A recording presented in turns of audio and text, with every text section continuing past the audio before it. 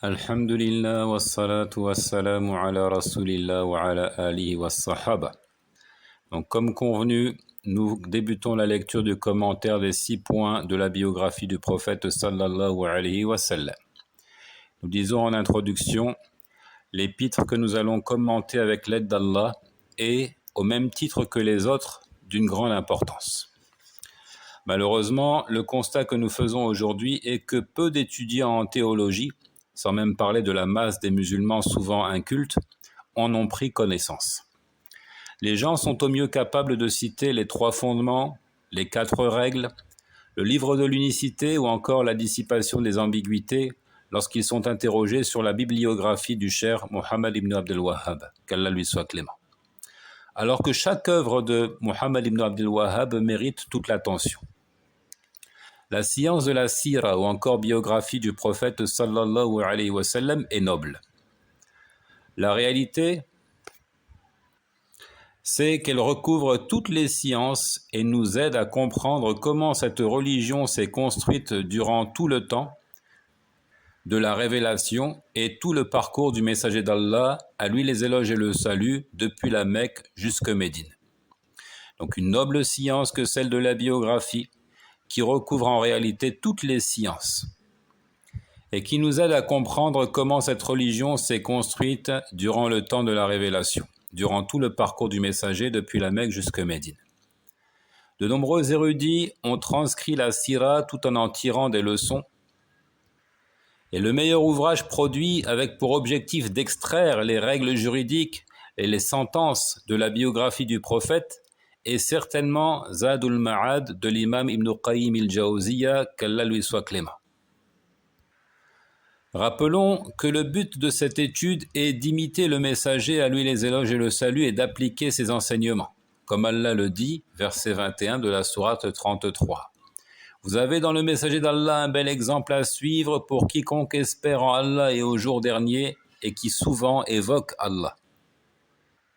لَقَدْ كَانَ لَكُمْ فِي رَسُولِ اللَّهِ أُسْوَةٌ حَسَنَةٌ ou bien إِسْوَةٌ حَسَنَةٌ. Vous avez dans le messager d'Allah un bel exemple à suivre pour quiconque espère en Allah et au jour dernier et qui souvent évoque Allah. C'est donc une étude de portée pratique et pas seulement théorique. L'étude de la biographie du prophète est de portée pratique et pas seulement théorique. Selon certains commentateurs, cette épître de Muhammad ibn Abdel Wahhab est extraite d'une autre intitulée Al-Qasasu al-Ibar, que l'on trouve dans l'introduction de son livre Mukhtasar al-Sira et qui fut ainsi résumée à 6 points de la doctrine. Bon, ça c'est une précision qui intéressera les talabatul ilm, les étudiants en théologie. Donc le cheikh Muhammad ibn Abdel Wahhab, qu'Allah lui soit clément, a dit, je reprends les termes ici, qu'Allah te fasse miséricorde. Analyse comme il convient ces 6 points du parcours de notre prophète, à lui les éloges et le salut, et saisis-les bien, afin qu'Allah te fasse comprendre la religion des prophètes pour que tu la suives, et te fasse comprendre la religion des idolâtres pour que tu t'en écartes. Afin qu'Allah te fasse comprendre la religion des prophètes en vue de la suivre, et celle des idolâtres afin de s'en écarter, car aujourd'hui, beaucoup de prétendus religieux comptés parmi les monothéistes ne comprennent pas ces 6 points comme il faut. Force est de constater qu'aujourd'hui, beaucoup de prétendus religieux comptés parmi les muwahhidines, les monothéistes, ne comprennent pas ces 6 points que nous allons souligner à travers la biographie du prophète sallallahu alayhi wa sallam. Et donc ne font pas la distinction entre la religion des prophètes et la religion des idolâtres. Donc l'auteur, comme à son habitude, débute cet épître par une invocation en faveur du lecteur, faisant ainsi preuve de compassion pour les individus soucieux d'apprendre la vérité. Il implore la miséricorde d'Allah et cette attitude n'est pas sans nous rappeler celle des spécialistes de la tradition Ahlul Hadith, qui aimaient entreprendre l'enseignement par la narration suivante de Abdullah ibn Amr ibn al-As, qu'Allah soit satisfait de lui, du prophète alayhi salatu wassalam, qui a dit Ar-Rahimun yarhamuhum ar-Rahman yarhamu man fil ardi yarhamukum man fis sama. Les miséricordieux reçoivent la miséricorde du tout miséricordieux. Faites miséricorde à ceux qui sont sur terre et celui qui est au ciel vous fera miséricorde. Donc un récit rapporté par At-Tirmidhi, Abu Daoud, Ahmad et d'autres, comme nous l'avons dit, de Abdullah ibn Amr ibn al-As, qui le tient du messager, alayhi salatu wassalam. Les miséricordieux reçoivent la miséricorde du tout miséricordieux. Faites miséricorde à ceux qui sont sur terre et celui qui est aux cieux vous fera miséricorde. Chaque narrateur présent dans la chaîne de transmission de ce récit a dit qu'il s'agit du premier récit qu'il entendit de son enseignant. Donc de là, on conclut que les spécialistes de la tradition, Ahlul Hadith, avaient pour habitude de débuter l'enseignement par cette narration. Chacun des narrateurs présents dans la chaîne de transmission a dit « Wa awwalu hadithin sami'tuhu min shaykhi » C'est le premier récit que j'ai entendu de mon cher, de mon enseignant. Donc ici, nous faisons le parallèle entre l'attitude de Mohammed ibn Abdel Wahhab qui débute son épître par « Qu'Allah te fasse miséricorde » et l'attitude des spécialistes de la narration qui débutaient l'enseignement par « Les miséricordieux reçoivent la miséricorde du tout miséricordieux ». L'auteur, qu'Allah lui soit clément, invite le lecteur à la réflexion, car la méditation et la compréhension sont choses requises, recherchées, au détriment d'une lecture superficielle qui se résume à agiter la langue. Lorsqu'on lit au sujet de la religion d'Allah, ce n'est pas pour tuer le temps, c'est pour comprendre et aussi appliquer. Donc l'auteur invite à la méditation en disant « Analyse comme il convient ces 6 points du parcours de notre prophète et saisis-les bien ». Effectivement, Allah nous invite à la méditation dans plusieurs versets, comme sa parole « Afala yatadabbaruna al-Qur'an am ala qulubin aqfaluha » Ne médite-t-il pas le Coran ou bien y a-t-il des cadenas sur leur cœur? Et sa parole أفلا يتدبرون القرآن ولو كان من عند غير الله لوجدوا فيه اختلافا كثيرا. Ne médite-t-il pas sur le Coran? S'il provenait d'un autre qu'Allah, ils y trouveraient maintes contradictions. C'est seulement s'il comprend que l'individu tire profit de ses lectures et peut ensuite passer à la phase pratique en exécutant l'ordre et en s'écartant de l'interdit, aussi en ajoutant foi à toutes les informations révélées.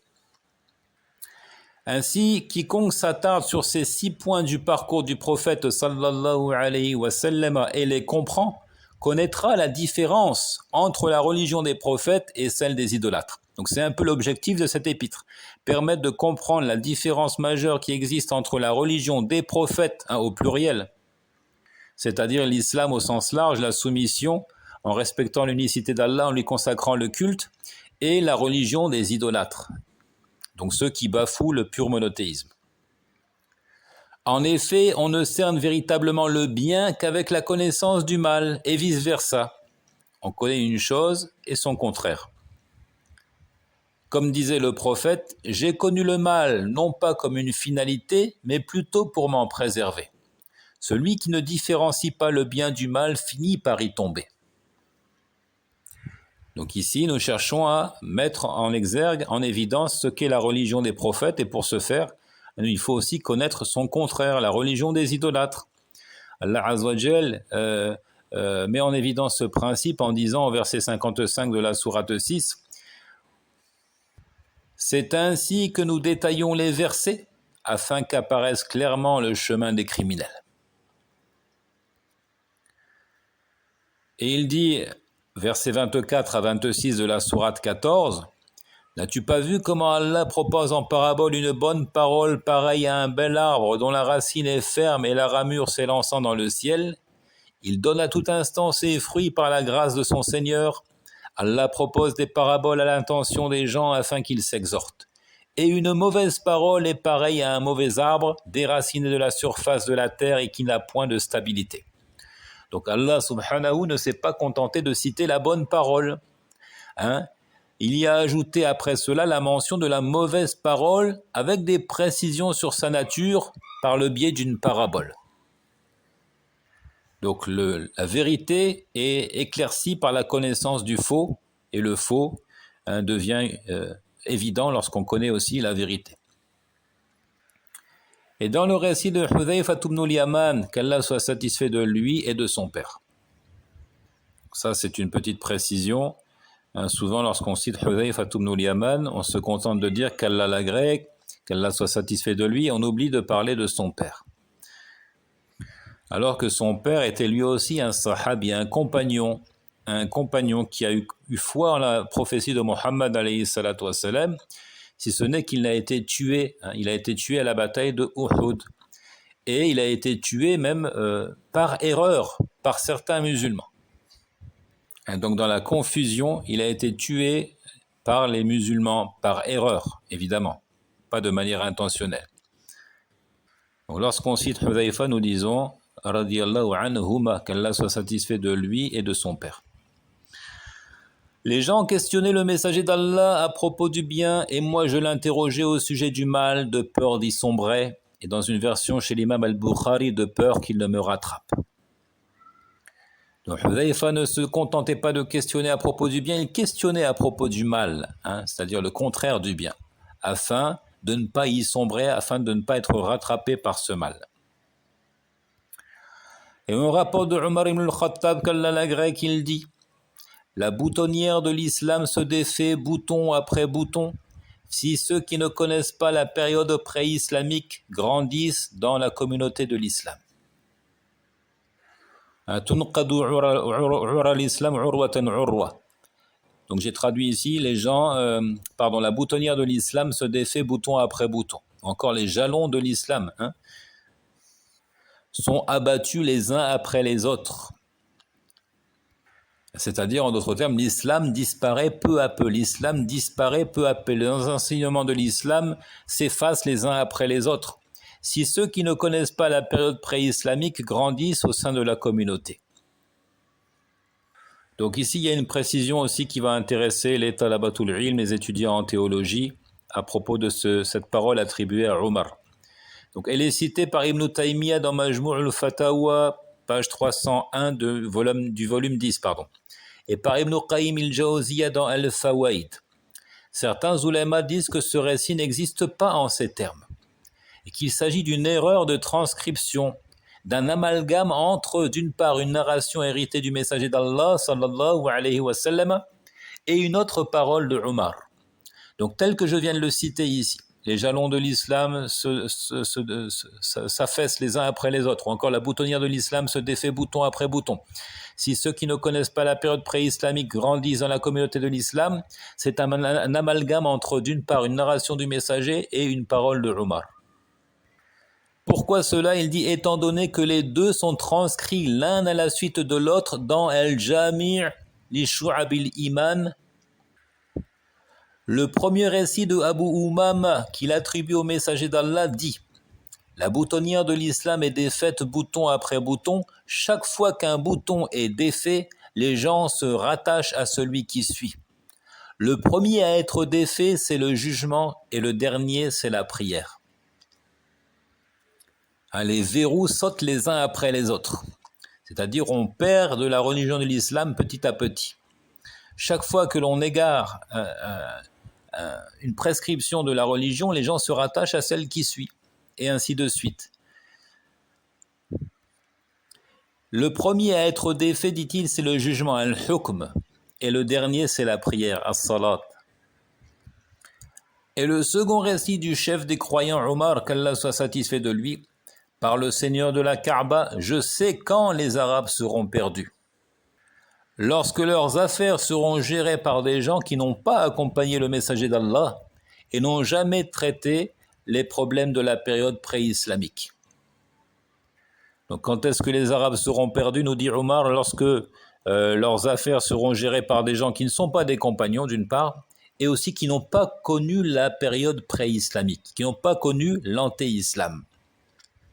Donc qu'est-ce qui nous importe à travers ce récit ici? C'est de mettre en évidence que l'on connaît la vérité aussi en connaissant son contraire, l'erreur. Et des gens qui n'ont pas connaissance du faux risquent de ne pas clairement percevoir le vrai. C'est l'idée qui est exprimée ici. Donc c'est par leur antagonisme que se distinguent les choses.